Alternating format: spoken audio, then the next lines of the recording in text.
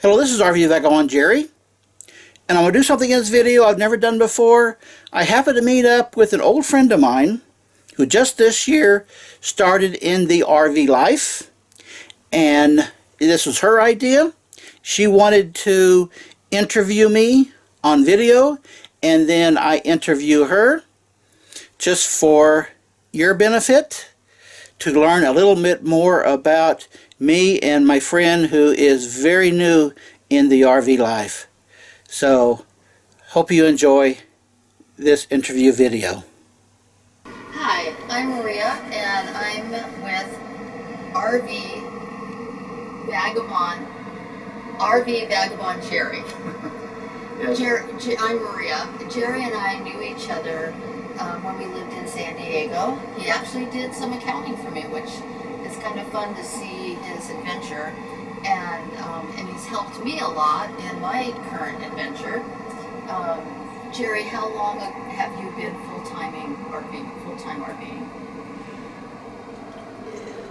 It was June 2016, so it's a little over 4 years now. Wow, that's a long time. Any regrets? No, this is what I wanted to do, and it's worked out for me. I like it. I'm planning on continue doing it. Awesome. And we're sitting inside of his RV right now. It's a Winnebago, Class A. It's big. How big is it? 38 foot. 38. 38 foot long, and with the slides out, it's like 12 and a half feet wide. Wow. Yeah, it feels like you're in someone's living room. And the bedroom also slides out, and you said it had a king-size bed, correct? That's a queen. It's a queen, which is plenty big, lots of room to walk around. And I asked him about a washer and dryer, which most women would want, but he opted for A dishwasher. That cracks me up. I can do my laundry at laundromats, but you can't do your dishes at a laundromat, that's what I figured. Right. And you don't want to chafe your hands. Yeah. No, that's great. That's great. And what about a tow vehicle? When you park, how do you get around? I have never towed anything, and I hope I never have to tow anything. Towing to me is just a dreadful thing to do. Quite often I find myself driving the wrong way down a road. Okay. And if I got to go like this, and like this, and like this to get going the right direction, I would have to unhook the car that I'm towing. And sometimes I'd be unhooking like 3 or 4 times a day. No, I'm not going to go through that. So that's why I put a motorcycle or motor scooter on my trailer hitch rack, because that only adds like 2 more feet to it, and it's not a tow. Okay. So I can very easily get around. Okay. That sounds great. And how far can your motor scooter go? Can you go on the freeways? Can you? Yeah, I drive it up to 65 miles an hour. Okay. And I've put quite a few miles on that as well. Because I try not to use it any more than I need to, because I don't like to have to take it up and down so often. Oh. But when I'm in a place where I'm kind of set, and I want to do some exploring around town or around the area, then I will take it off. And it only takes about 10 minutes to take it off or put it on. Okay. So that's how I used to do my local driving around. Okay, that sounds great. It sounds easy too. Like, I don't want to tow either. And I actually bought a 24-foot Winnebago Trend, and you can't tow on that. Of anything of substantial, so I got a electric assist Trike, and it's worked out fine for me. Yeah. So that's good to know. And Jerry helped me a lot. I just went on a 4,000-mile trip to Michigan, from San Diego to Michigan and back, and he helped me out a lot with where to camp and what apps to have. And the most impressive app that he told me about was called RV Parking. And it was amazing. I want to thank you for that. It really helped a lot. One thing I did not know was about casinos. And you told me that in Michigan you camped at casinos for free. And I Yep. did too. Thank you. So, in this weather, like, you park a lot of places for free. That's kind of, when you're full-timing it, I think that's kind of our goal, is what can I do for free? I try to as much as I can. Now, generally, in the winter, I will boondock or lot dock like 90% of the time. In the summer, I camp at places where I can hook up to electricity 90% of the time. The big difference is air conditioning.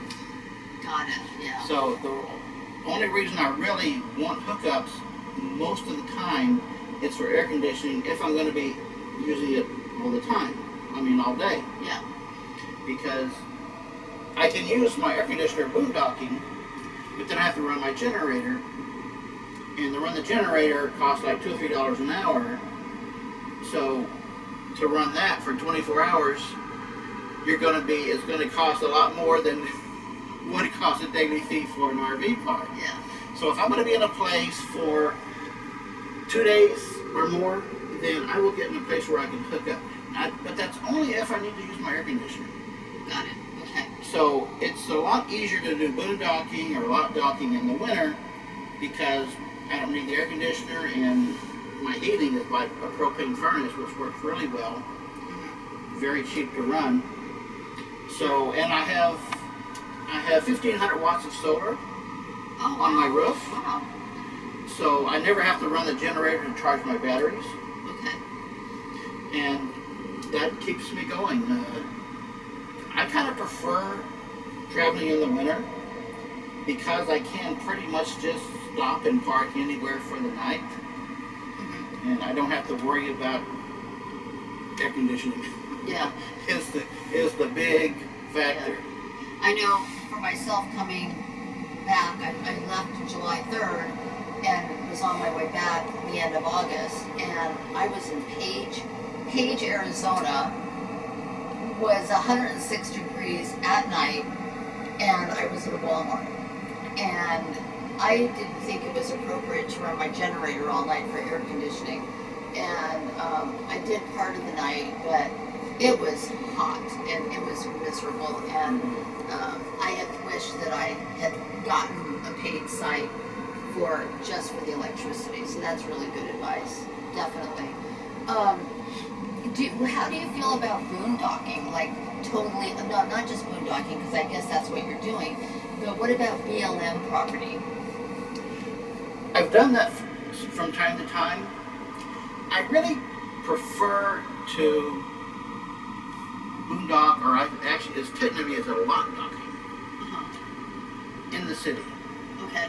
I kind of feel more safe in the city, and I get better internet in the city, and there's restaurants, convenient. So I don't often go out someplace in the forest to park for the night. For one thing, you got to drive to the forest and back from the city. I'm already in the city. I got a place to park. Why not just stay here? So I prefer cities rather than, technically boondocking is way out in the boonies. Yeah. Yeah. Lot docking is parking in a lot Yeah.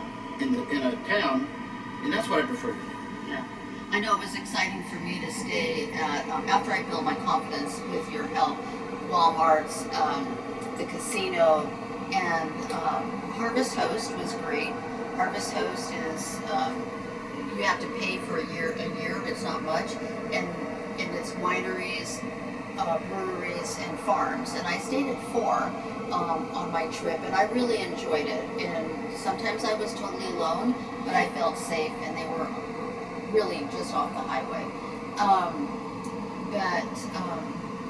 Yeah, so the other place that I stayed for free was Love's Truck Stops, and they were great, and I always stayed where the clerks could see me. I didn't park, but many times I went in and said, I'm here, this is my RV, I'll be here for the night. And they said, well, don't you want to park in the back? It's quieter. I said, no, I want you to see me. I just felt better. Okay. And I slept great, and I have a dog that is a great warning system. So do you travel with a pet? No pets. I travel alone. I thought about getting a pet, but there's too many situations to where it would be here all day by itself. Got it. And that's just not going to work out for the type of things that I do. Okay. And then you would definitely have to run the air conditioning or furnace if you had a pet inside. Probably just for the pet, yeah. Yeah. I know a lot of RVers who have dogs, and in the summer, they'll be out for hours shopping or touring around or doing things. They're running their air conditioner for their dog all day long, even on their generator. Yeah, yeah. I just can't see doing that. At least not for me. Yeah. I loved having my dog with me. She was a rescue. I just got her a few months before we left, and she was amazing. I loved her company, and we communicated really well together. I think she even told me when she was tired of that radio station and I should switch it. But no, we had a good time. Let's see, what else did I want to ask you? Again, you were such a big help on my trip, and I appreciated you answering my questions quickly and made it a lot of fun. Oh, I know, it's COVID, and I traveled during COVID, and I felt like I kept myself safe. I just really got gas, and I used gloves and sanitizers and my credit card, and then when I needed groceries, I ordered them and had them delivered to me. So I felt like I was really safe. How have you felt during COVID traveling? I've traveled during the whole part of this year.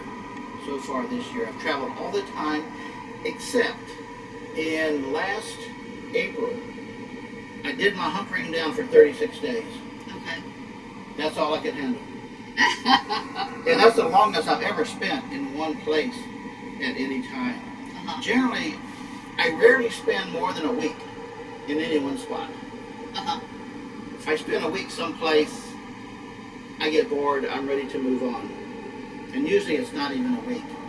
So I rarely spend anything more than a week, so to spend one place for 36 days was rough on me. You got the motorhome to travel, not to sit in one place. I was done, I had to go. So how did you keep yourself safe the rest of the time? Did you order food online and have it delivered? No, Did you? no, went out shopping. I do pretty much all my shopping at Walmart. Okay. So even when I was there for that 36 days, I would go out like every other day. Oh, okay. You had your scooter. Yeah, shopping at Walmart or Okay. something, or picking up food at a fast food place or some kind of a restaurant, and then bringing that back to eat. They won't let you eat it there. Right. So I went through that period of just not very long. Yeah. So I haven't had a lot of trouble because of the COVID, Uh-huh. and I'm not concerned about the safety. Yeah. I mean, when the COVID outbreak started, which was in January and February, I was on a cruise ship in Southeast Asia. Oh my gosh.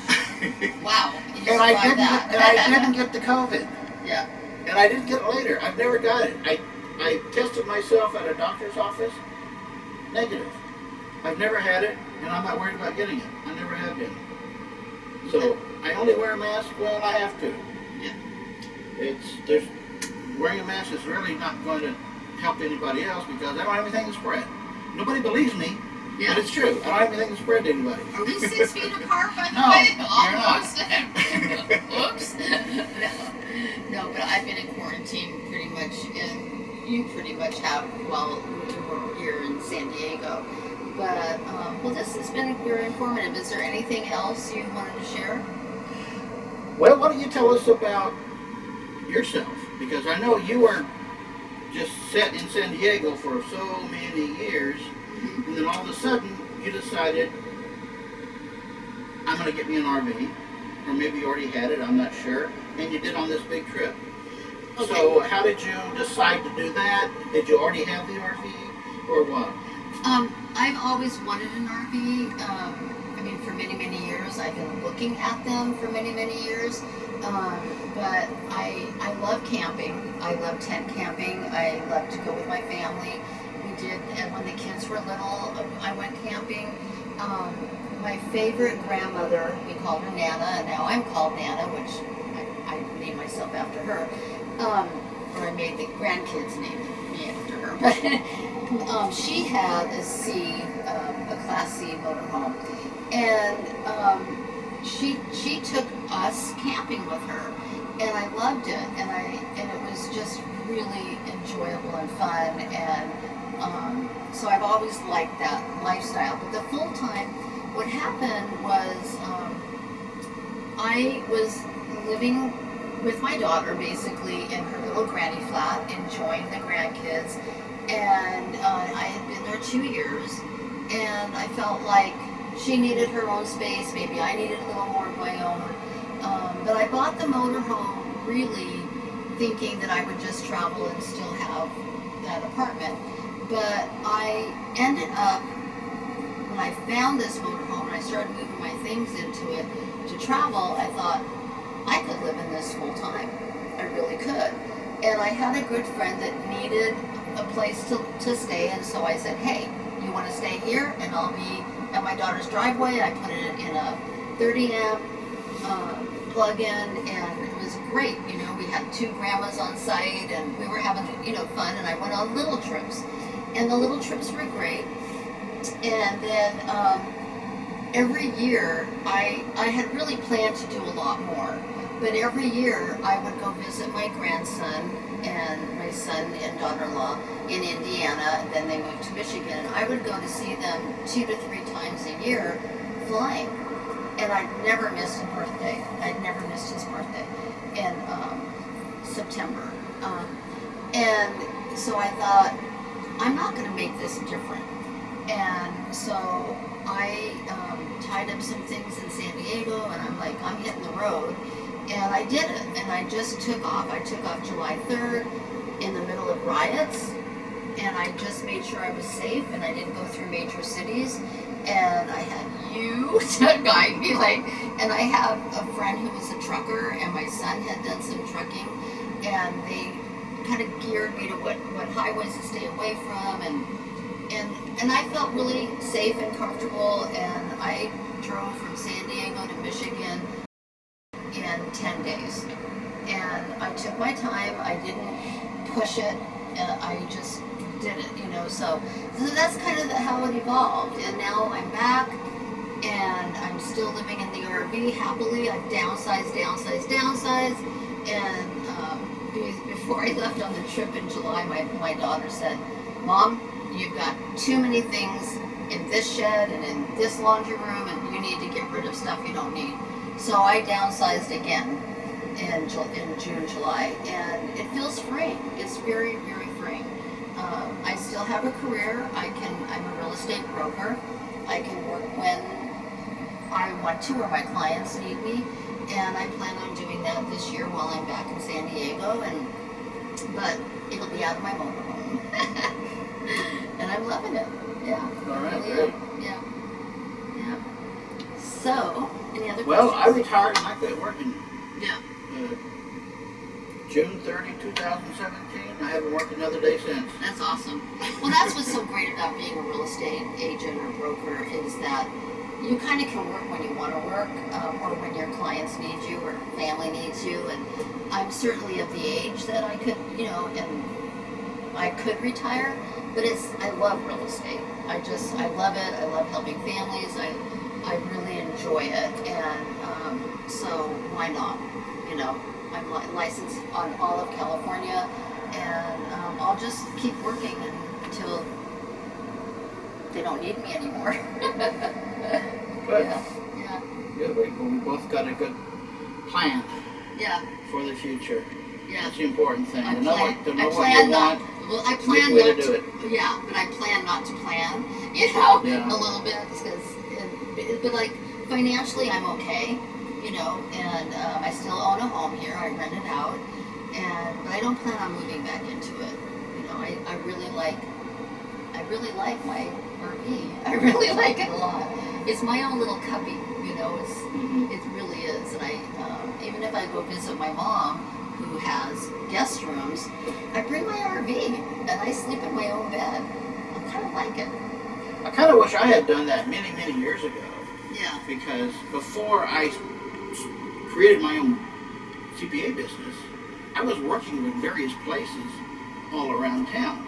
And sometimes I would have to drive across town in traffic to get there.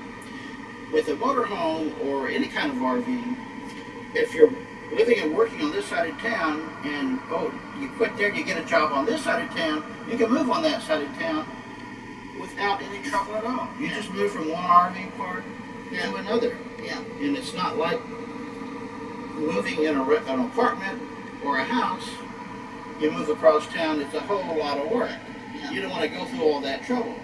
But with a motorhome, it takes about an hour to do it. I tell you, there's a lot of people choosing this life.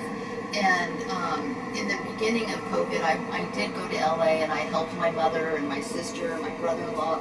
And I was there for several weeks. And when I came back to San Diego, because I wasn't, my daughter and because of the grandkids and their grandparents, other grandparents felt like I needed to quarantine 2 weeks. So I have military privileges. I stayed at Camp Pendleton at the beach for 2 weeks. It was awesome. But what I realized being there is there's a lot of military families full-time RVing with children. And they'll stay, however long Camp Pendleton at the beach lets you, and then they'll move to the lake.